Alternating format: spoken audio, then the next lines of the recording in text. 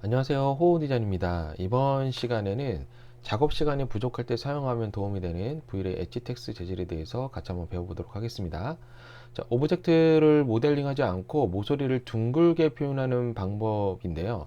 V-Ray 매티리얼 재질에서 범프 맵에 연결해서 쉽게 사용이 가능하기 때문에 모델링 작업 시간이 부족하거나 또 가까이 있는 물체가 아니라면 V-Ray 엣지 텍스를 범프에 연결해서 활용해 보는 것도 꽤 괜찮은 방법 중에 하나입니다. 그래서 우리가 작업자가 이거를 재질로 표현할 것인지 모델링으로 표현해야 되는지 또 파악을 먼저 해야 되고요. 만약에 재질로 표현을 해야 된다고 한다면 V-Ray 엣지 텍스 사용하는 방법도 알아야 되겠죠. 그래서 이제 간단히 이 물체를 통해서 간단한 테스트를 한번 해보도록 하겠습니다. 이렇게 계단 형태의 이제 모델링이 있고요.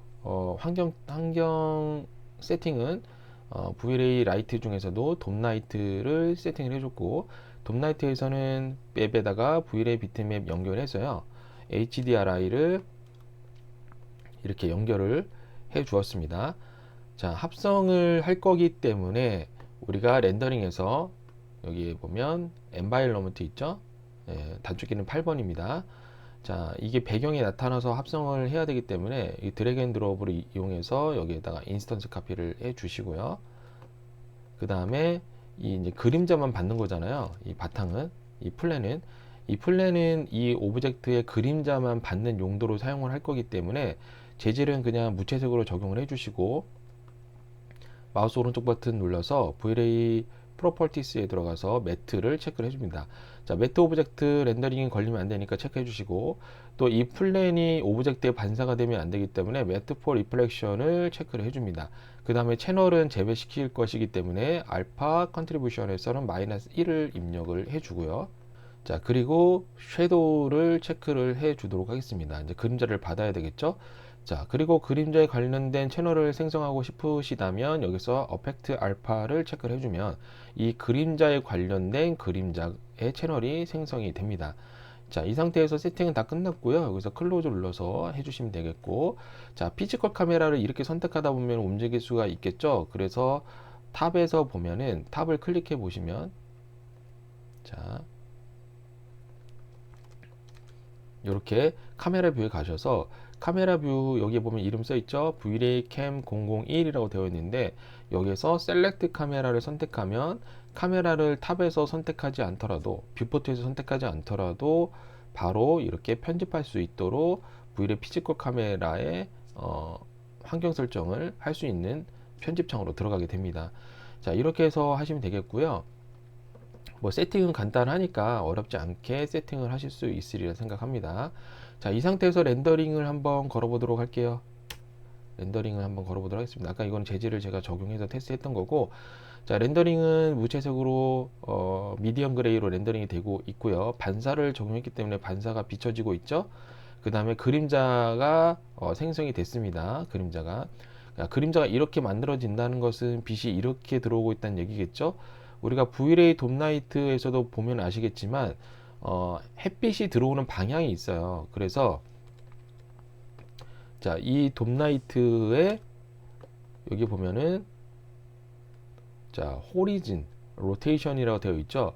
자, 이거를 이렇게 회전을 하다 보면은 이 그림자의 방향이 같이 바뀌는 것을 확인할 수가 있거든요.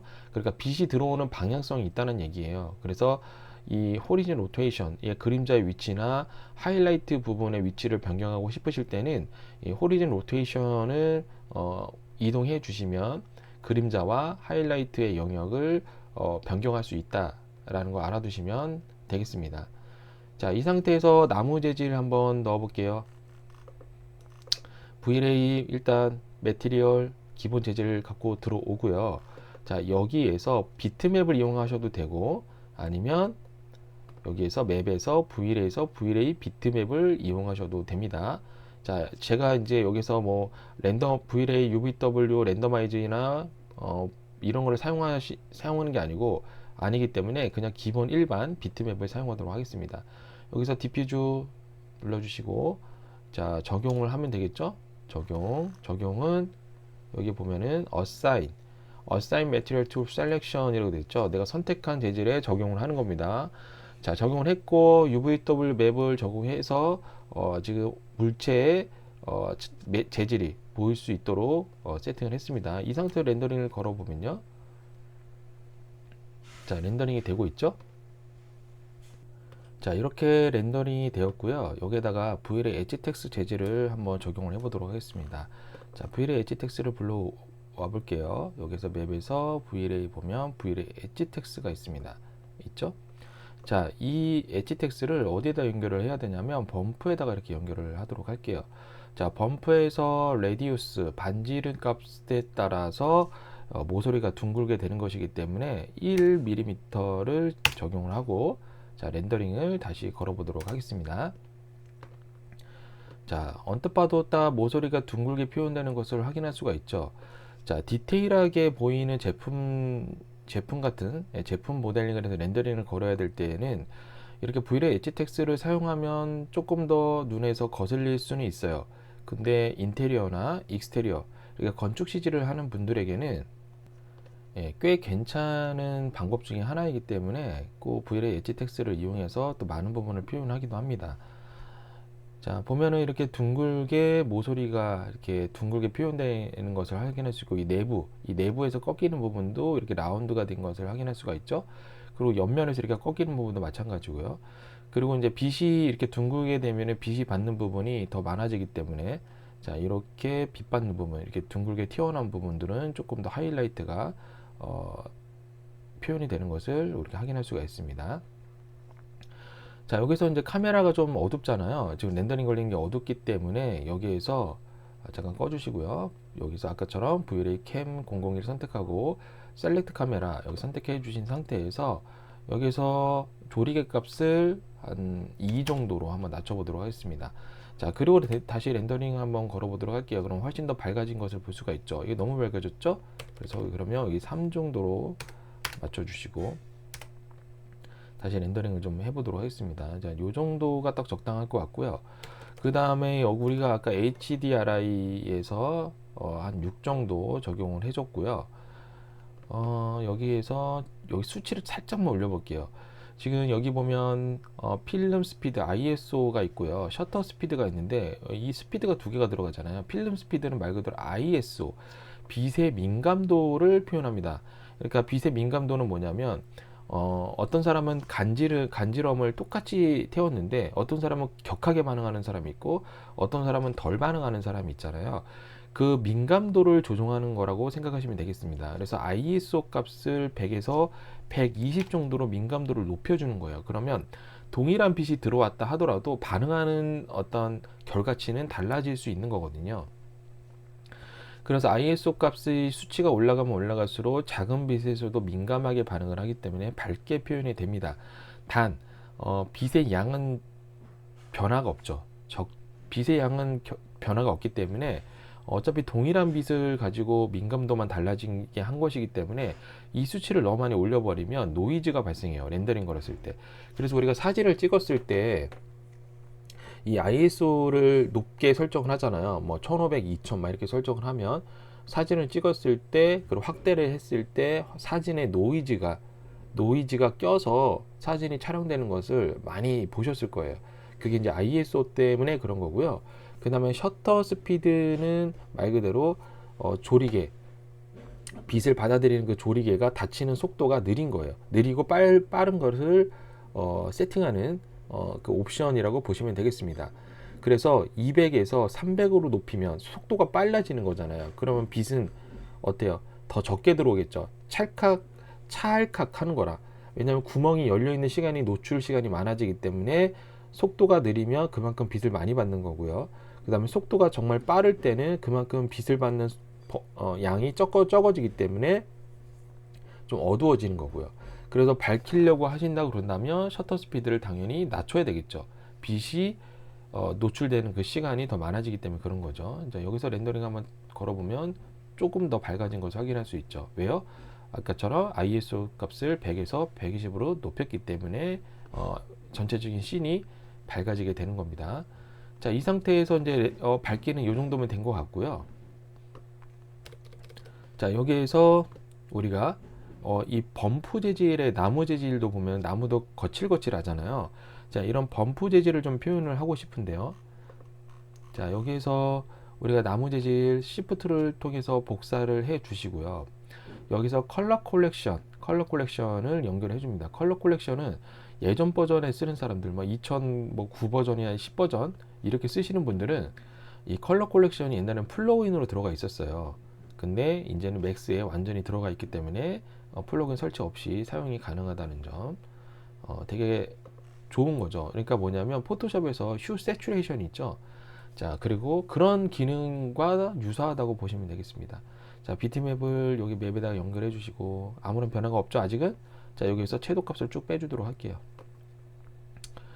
자, 그 다음에 여기에서 범프 값을 조금 극대화시키고 싶다고 한다면 여기서 아웃풋을 연결을 해줍니다. 아웃풋을 연결해 주면 여기다 맵에다가 또 연결을 해주는 거예요. 자, 이 상태에서 자, enable color map을 활성화 시켜줍니다. 그러면 여기가 어두운 부분, 여기가 밝은 영역입니다. 자, 그래서 여기 전체적으로 어두운 영역조차도 조금씩 이 중간 톤이 밝아지면 밝은 거는 조금 더 밝아지고 어두워지는 건 조금 어두워져서 컨트라스트를 높여주면 좀 더 범프의 효과를 극대화할 수가 있거든요.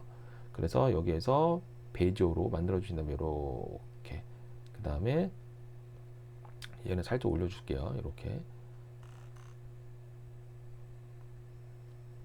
올려주고 얘도 살짝만 올려줄게요. 자, 이렇게 하면, 자, 보시면 이미지를 극대화할 수 있죠. 이렇게.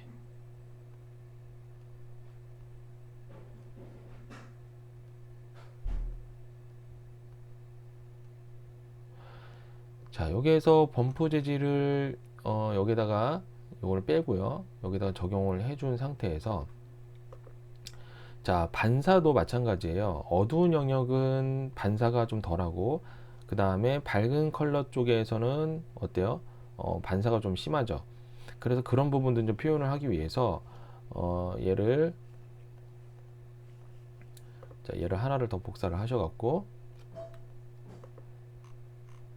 자, 이 부분에 리플렉션, 자, 리플렉션 글로시니스 여기다가 이렇게 연결을 해줍니다. 자, 그러면 자, 이 글로시니스는 정반사잖아요. 1.0에 가까울수록 정반사에 가까운 거고, 수치가 내려가면 내려갈수록 난반사 효과가 강해지는 거죠.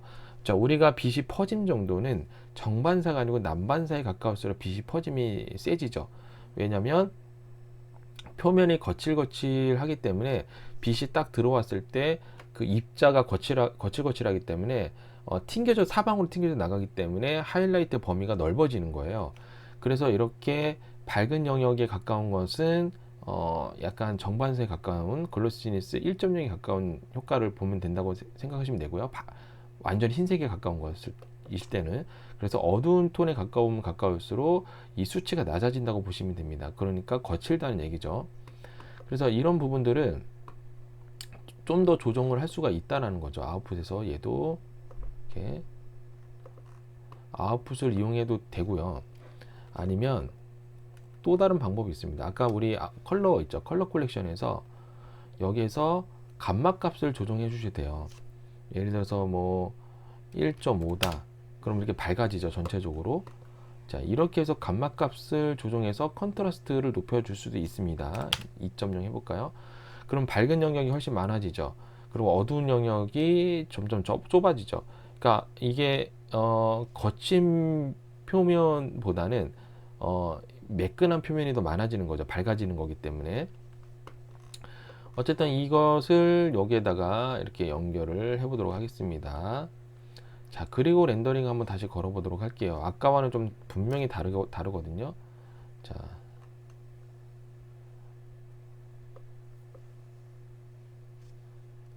다시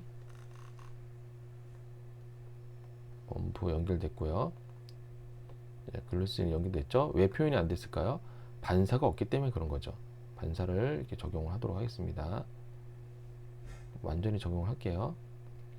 자, 그리고 렌더링 한번 걸어보도록 하겠습니다. 그러면 어때요? 아까보다 확실히 달라지죠? 범프 재질이 적용이 되고요. 그 다음에 이렇게 빛 받는 부분도 하이라이트가 생기는 그런 글로시니스 효과도 전체적으로 좀 달라진 것을 우리가 눈으로 확인할 수가 있게 됩니다. 자, 보시면 이렇게 아까 우리가 글로시니스도 흑백으로 바꿔서 약간 색감 조정해서 넣었잖아요. 그래서 밝은 영역 쪽에서는 이렇게 빛이 이렇게 어두운 영역 쪽에서는 빛이 퍼짐 정도가 더 심하고, 그렇지 않은 경우는 빛의 퍼짐 정도가 더 적어지죠. 자, 이렇게 해서 맵을 별도로 또 흑백으로 만들어서 이렇게 적용을 하게 되면 조금 더 디테일한 표현을 할 수가 있게 됩니다. 굳이 외부 건축 CG에서 멀리 보이는 것들은 뭐 이렇게까지는 할 필요는 없고요. 그냥 재질을 넣고, 디퓨저에 재질을 넣고, V의 엣지 텍스로 둥글게 모서리 라운딩 처리만 해줘도 충분하긴 하거든요. 근데 오늘은 제가 이 부분을 보여드리고자 하기 위해서 이렇게 맵을 별도로 컬러 컬렉션을 통해서 만들어서 적용을 해 봤고요. 자, 이렇게 해서 렌더링을 걸었는데, 이제 라운딩 처리를 좀 해야 되잖아요. 자, 라운딩 처리를 하려고 하다 보니 범프에 이미 들어가 있어요. 그쵸? 범프에 이미 들어가 있어요. 그러면 지금 이 범프, 이 나무 재질의 범프 느낌도 나면서, 그쵸? 이 아웃풋은 일단 없애도록 할게요. 그냥 요것만 사용해도 될 것 같아요. 이렇게 해서 이 나무 재질의 어떤 범프, 이렇게 튀어나오고 들어가고 하는 그런 요철 느낌을, 거친 표면 느낌을 낼 수 있고, 또 거기에 라운드, V의 엣지 텍스까지 같이 사용을 하기 위해서는 얘를 같이 해줄 수 있는 컴파짓 재질을 사용을 해야 됩니다. 그러니까 합쳐주는 거죠. 자, 여기에 보면은 우리의 맵에 컴파짓 재질이 있습니다. 여기에 보면요, 여기 컴파짓도 있고, 그리고 V레이에도 있습니다. V레이 컴프텍스라고 재질이 있어요. 그래서 이 두 가지 이 재질들은 합쳐주는 거예요. 자, 얘는 두 가지의 재질만 합칠 수 있지만, 아까처럼 컴파짓 재질은 여러 개의 재질을 합칠 수가 있게 됩니다. 여기 보면은 레이어를 얼마든지 몇 개를 만들 수가 있어요. 그리고 레이어, 포토샵에서 우리가 보면 레이어라고 다들 아시겠지만, 이 레이어를 쌓아주는 겁니다. 이렇게 위로. 그래서 여기 우리 많이 봤죠? 블렌딩, 뭐 멀티플라이어로 해주든, 아니면 뭐 컬러 닷지, 아니면 뭐 여러 가지들이 있잖아요. 스크린도 있고요. 뭐 여러 가지 다 있습니다. 포토샵과 동일하다고 보시면 돼요. 그래서 일단은 우리는 두 개밖에 없기 때문에 Vray 컴프텍스를 이용해서 한번 적용을 해볼 거예요. 그래서 A에다가 연결해 주시고 B에다가 이렇게 연결해 줍니다. 자, 보면은 A와 B를 합쳐놨죠. 그러니까 이 두 가지가 합친 상태에서 효과를 볼 수 있는 거죠. 그러면 여기에서 아까 이 컴파짓을 사용하게 되면 여기서 그러면 플러스는 뭐가 되냐? 그러면 이 두 가지 이렇게 적용했을 때 이 멀티플라이는 곱하기고요. 곱해주는 겁니다. 이 두 개를 1번과 2번을 아니면 뭐 리너 닷지 같은 경우에는 이제 합쳐주는 거예요. 그러니까 동일하다고 보시면 될 것 같아요. 그래서 지금은 재질이 두 개이기 때문에 이 컴파짓 재질은 사용하지 않도록 할게요. 어쨌든 간에 포토샵과 동일하다고 보시면 되겠습니다. 자, 이렇게 A와 B를 연결해서 이제 플러스로 이렇게 합쳐놨기 때문에 이 합친 A 플러스 B는 블렌딩으로 따지면 리너 닷지라고 보시면 될 것 같아요. 여기 보면 차집합도 있고 여러 가지가 있죠. 교차도 있고요. 자, 여기 보면 멀티플라이도 있고요. 그렇죠? 여기 아니구나. 여기 보면 멀티플라이 있죠. 여기 곱하기로 되어 있죠. 자, 이렇게 해서 블렌딩을 해서 여기를 범프에 연결을 해줍니다. 이렇게요. 자, 그러면 이 두 가지 재질을 사용하면서 범프에 연결을 할 수가 있는 거죠. 자, 이 상태에서 다시 한번 렌더링을 걸어 보도록 하겠습니다. 자, 그러면 지금 보면 이 모서리가 둥근 부분에 하이라이트 영역이 생긴 것을 확인할 수가 있죠. 자, 이렇게 해서 표현을 하게 되면 모델링 하는 것보다는 확실히 속도가 빠르게 되겠죠. 왜냐하면 이렇게 오브젝트가 한두 개 정도면 뭐 챔퍼를 통해서 라운딩을 주는 게 훨씬 더 빠를 수 있겠지만, 이렇게 모서리를 따야 되는, 둥글게 따야 되는 오브젝트, 이 물체들이 정말 많이 있을 경우에는 이 재질 입히는 게 훨씬 빨라요. 그리고 이 재질을 입히는 게 왜 더 효과적이냐면, 이 라운딩에 대한 수치를 변경해야 될 때 있잖아요. 근데 모델링을 하는 경우에는 물론 챔퍼를 위에 스택으로 올려서 하면 되겠지만, 일일이 다 수정을 해줘야 되는데, 이 멀티텍스트, 그러니까 V-ray 텍스, 멀티텍스를 이용하면, V-ray 엣지 텍스죠. 예, V-ray 엣지 텍스를 이용하면 이 수치만, 반지름 값, 레디우스 값만 수치만 변경해 주면 바로바로 적용이 되기 때문에 엄청 빠르고 간편하게 수정을 할 수 있다는 장점이 있는 거예요. 그래서 이 V-ray 엣지 텍스를 잘 활용해 보시면 이렇게 모서리를 둥글게 표현하는 것을 딱 봐도 뭐 엄청 이질감이 느껴지거나 하진 않죠. 그래서 빠르게 표현을 할 수 있으니까 이렇게 하시면 될 것 같습니다. 그리고 우리가 V-ray 엣지 텍스를 이용해서 저번에 와이어 렌더링 한번 걸어봤잖아요. 예, 라인 렌더링. 예, 그 부분도 블로그에 또 이렇게 포스팅이 되어 있으니까요. 한번 공부해 보시면 많은 도움이 되시리라 생각합니다. 자, 렌더링은 다 끝났고요. 지금 보시면 우리가 모서리 둥글게 표현이 됐고, 나무 재질 적용이 됐고요. 그리고 이제 이게 이제 렌더링을 좀 짧게 걸어서 그렇지만, 렌더링을 확대해 보면 이 재질에 대한 범프, 예, 그 거친 표면도 표현이 된 것을 확인할 수가 있게 됩니다.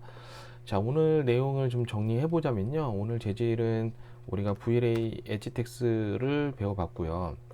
그 다음에 우리가 컬러 컬렉션을 통해서 흑과 백으로 나뉘어서 표현해야 되는 재질들, 뭐 범프나 글로시니스, 뭐 이런 재질들을 컬러 컬렉션을 통해서 만들어 봤고요. 그 다음에 두 가지 재질을 섞어서 범프에 적용을 할 때는 V-ray 컴프텍스나 아니면 컴파짓 재질을 이용해서 블렌딩을 통해서 여러 재질들을 섞어서 범프에 적용할 수 있다는 점도 같이 배워봤습니다.